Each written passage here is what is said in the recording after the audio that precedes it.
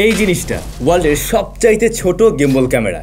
এখন পর্যন্ত তো আপনি বেশ বড় সড়ো দেখছেন, পকেট 3-র মতো লাগছে। হ্যাঁ, এটার নামও পকেট 3, বাট ইন্টারেস্টিং ব্যাপার হলো চাইলে এভাবে ডিটাচ করে ফেলা যায়। এইখানে মনিটর, এইখানে ক্যামেরা, এবং ক্যামেরা উইথ গিম্বল। দেখতে ড্রোনের ক্যামেরার মতো লাগছে না, ড্রোনের মাথার মতো সেরকমই লাগছে। মজার ব্যাপার হচ্ছে কোনো ধরনের তারের কানেকশন ছাড়াই আপনি এই মনিটরে ক্যামেরার ভিজুয়াল দেখতে পাবেন, মানে ক্যামেরায় যা রেকর্ড করবে সব কিছু দেখতে পাবেন, এমনকি এখান থেকে কন্ট্রোল নিতে পারবেন। আবার যখন আপনার ওই যে পকেট 3-র মতো ব্যবহার করার প্রয়োজন হয় বা হ্যান্ড হেল্ড এভাবে ব্যবহার করতে চাচ্ছেন, হ্যাঁ সেভাবে ব্লগিং করতে পারবেন। এই একটা ক্যামেরা দিয়ে আপনি অ্যাকশন ক্যামেরার মতো কাজ করতে পারছেন, আবার আপনি ব্লগিং ক্যামেরার মতোই কাজে লাগাতে পারছেন। এখানে সরাসরি 3 এক্সিস গিম্বল রয়েছে এবং এইটা টোটালি মেটাল দিয়ে তৈরি। দেখতে না ওই যে ভারী গিম্বলগুলো যেমন লাগে, একদম তেমন টাইপের একটা ভাইব ক্রিয়েট করে। এমনকি যে ক্যামেরার যে অংশটা এটাও সম্পূর্ণ মেটালে তৈরি, বাট এই যে নিচের হ্যান্ডেলটা এইটা আবার প্লাস্টিকে তৈরি। আমরা কথা বলছিলাম ফিউটেক এই ব্র্যান্ডের একটা ক্যামেরা নিয়ে। ফিউ পকেট 3 কিট, মানে কম্বো প্যাকটা আমাদের কাছে রয়েছে বা কিট প্যাকটা রয়েছে, যেখানে অনেক কিছু আছে আর কি।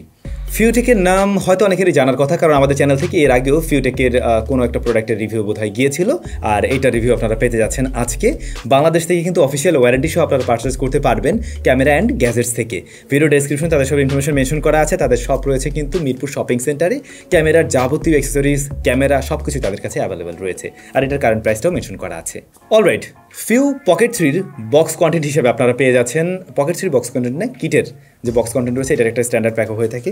তো এই কিটের যে বক্স কন্টেন্ট সেখানে আপনারা পেয়ে যাবেন ক্যামেরাটা, সেই সাথে এরকম একটা হ্যান্ডেল রয়েছে, আবার এই রকম আরেকটা হ্যান্ডেল পেয়ে যাবেন। এইটা আবার একটা মনোপড হিসেবেও কাজ করে, আপনি যে কোনো জায়গায় এভাবে রাখতে পারবেন।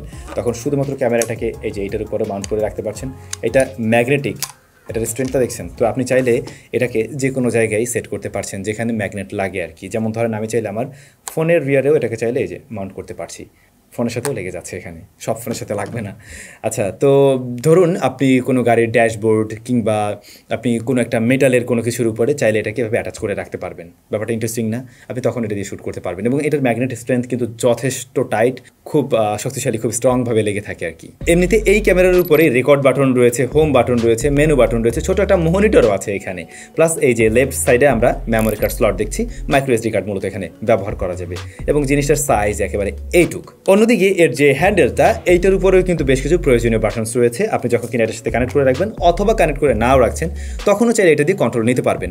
যেমন গিম্বলকে কন্ট্রোল করার জন্য এই যে এখানে কিন্তু আমরা দেখতে পাচ্ছি একটা জয়স্টিক রয়েছে, নিচে আবার জুম করার জন্য এখানে একটা স্লাইডার রয়েছে, এছাড়াও রেকর্ড বাটন রয়েছে এবং মেনু বাটনটা রয়েছে। আর রাইট সাইডে রয়েছে এটাকে অন করার জন্য একটা বাটন। লেফট সাইডে আমরা টাইপ সি পোর্ট দেখছি, এটাকে চার্জ করার জন্য, আর এইটাকে চার্জ করার জন্য এখানে একটা টাইপ সি পোর্ট রয়েছে। এইটার যে সি মেলটা রয়েছে এটা গিয়ে মূলত কানেক্ট হয় এই যে এইভাবে। এখন যদি আপনি এখানে চার্জ করেন তাহলে কিন্তু বোথ চার্জ হয়ে যাচ্ছে, এবং দুইটাতেই ব্যাটারি রয়েছে আলাদা আলাদা, সেক্ষেত্রে দুইটা মিলে আপনি ব্যাকআপ পেয়ে যাচ্ছেন। ব্যাপারটা বেশ ইন্টারেস্টিং, একটু আলাদা আলাদাভাবে ব্যবহার করার মতো সুযোগ করে দিয়েছে মূলত এখানে। তবে এই ক্যামেরাটার ডিসপ্লে সাইজটা কিন্তু বেশি একটা বড় না, এটা বেশ ছোট সাইজের একটা ডিসপ্লে, অনলি 0.42 ইঞ্চ, যেটাকে ওরা বলছে ওলেড প্যানেল, বাট এটা কোনোভাবে আমার কাছে ওলেড লাগছে না। এটা রেজলিউশন আমার কাছে কম মনে হয়েছে। এটা টাচ করে তো কন্ট্রোল করা যায় ঠিকই, কিন্তু যেমনটা দেখছেন অনেক ছোট হওয়ার কারণে আঙুল দিয়ে যখন টাচ করতে যাবেন একটু মিসম্যাচ হতে পারে আর কি। ডিসপ্লে কোয়ালিটি আরেকটু বেটার করতে পারতো ওরা, আরেকটু বড় করতে পারলে আরো সুবিধা হতো আমাদের জন্য কন্ট্রোল করতে। এই ক্যামেরাটা খুব ভালো করেই বুঝতে পারছেন বিভিন্ন পারপাস সার্ভ করার জন্যই তৈরি করা হয়েছে। যেমন আপনি চাইলে অ্যাকশন ক্যামেরা হিসেবে ব্যবহার করতে পারেন, এমনকি এটাকে আপনি চাইলে আপনার হেলমেটের সাথেও মাউন্ট করতে পারছেন, আর কারটারের সাথে তো মাউন্ট করতে পারবেনই, পাশাপাশি আমি বললাম আরও বেশ কিছু জায়গায় এটাকে মাউন্ট করতে পারবেন। এমনকি এটা দিয়ে চাইলে সিসিটিভি ক্যামেরার কাজ বা কোনো একটা জায়গা মনিটর করার কাজও করা যেতে পারে ইনিশিয়ালি। লাইক এটাকে জাস্ট কোনো একটা জায়গায় অ্যাটাচ করে রাখলেন আর নিচে বসে আপনি ছোটো মনিটরটাতে দেখলেন, এমনকি আপনি চাইলে ওদের অ্যাপের থ্রুতে আপনার ফোনের স্ক্রিনও দেখতে পারেন। তো সেই ক্ষেত্রে মোটামুটি একটা সিসিটিভি ক্যামেরার মতো এটা কাজ করতে পারে। আবার ফোন থেকেই এর গিম্বলকে কন্ট্রোল করা যায়, রেকর্ড সবকিছুই করা যায়।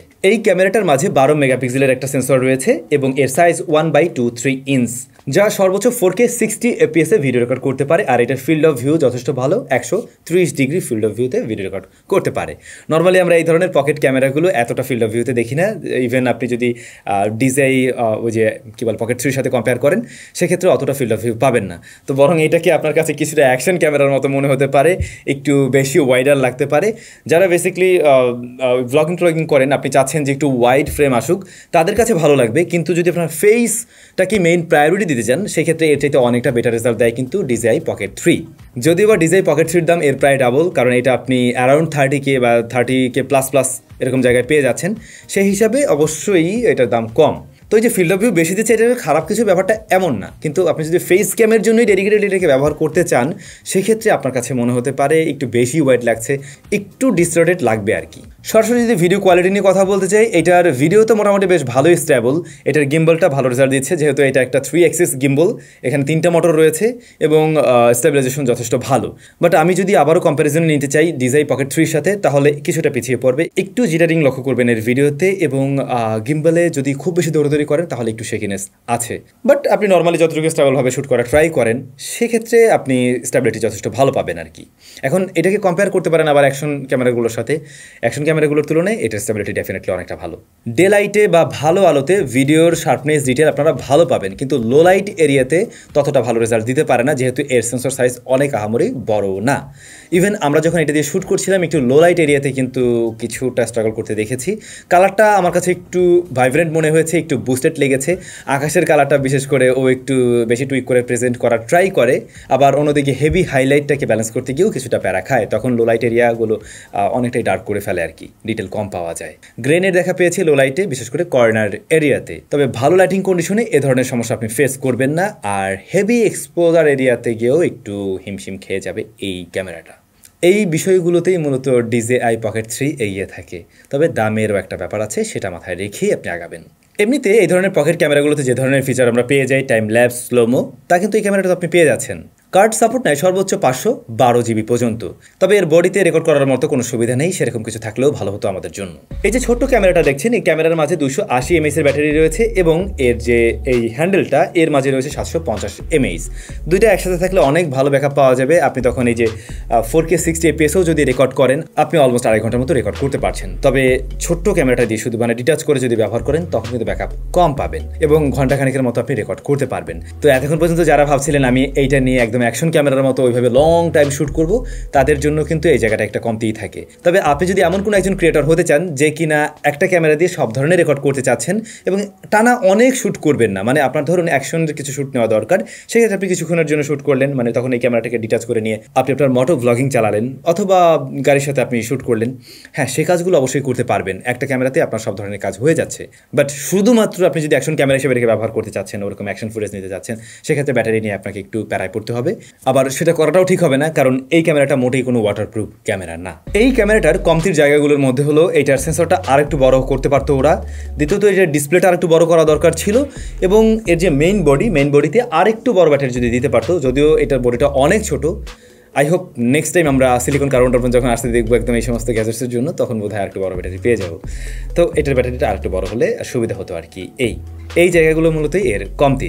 এখন এই ক্যামেরাটা কারা চয়েস করবেন? ধরেন আপনার বাজেট এরকম 30-35 হাজার টাকার মতো রয়েছে, আপনি এরকম প্রাইস পয়েন্টে একটা এমন ক্যামেরা কিনতে চাচ্ছেন যে ক্যামেরাটা দিয়ে আপনি চাইলে ভ্লগিং করতে পারবেন, হ্যান্ডহেল্ড শ্যুট করতে পারছেন, আবার আপনি অ্যাকশন সিন নিতে পারছেন, বাইকের সাথে ব্যবহার করতে পারছেন, একটা ক্যামেরা দিয়ে সব কিছু, এমনকি দূর থেকেও আপনি কন্ট্রোল করতে পারবেন।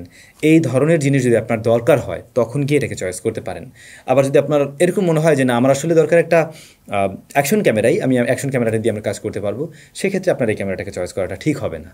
আর পকেট 3 কেনার ইচ্ছা আছে কিন্তু বাজেট অতটা নেই, তখন গিয়েও আপনি চাইলে এটাকে চয়েস করতে পারেন। এটার ফুটেজ কোয়ালিটি আপনাদের কাছে কেমন লেগেছে কমেন্ট করে জানাবেন, এবং যারা নিতে চাচ্ছেন ক্যামেরা অ্যান্ড গ্যাজেটসে আপনারা এটার অফিসিয়াল ওয়ারেন্টি সহ পেয়ে যাবেন। ডেসক্রিপশন সমস্ত ইনফরমেশন মেনশন করা আছে।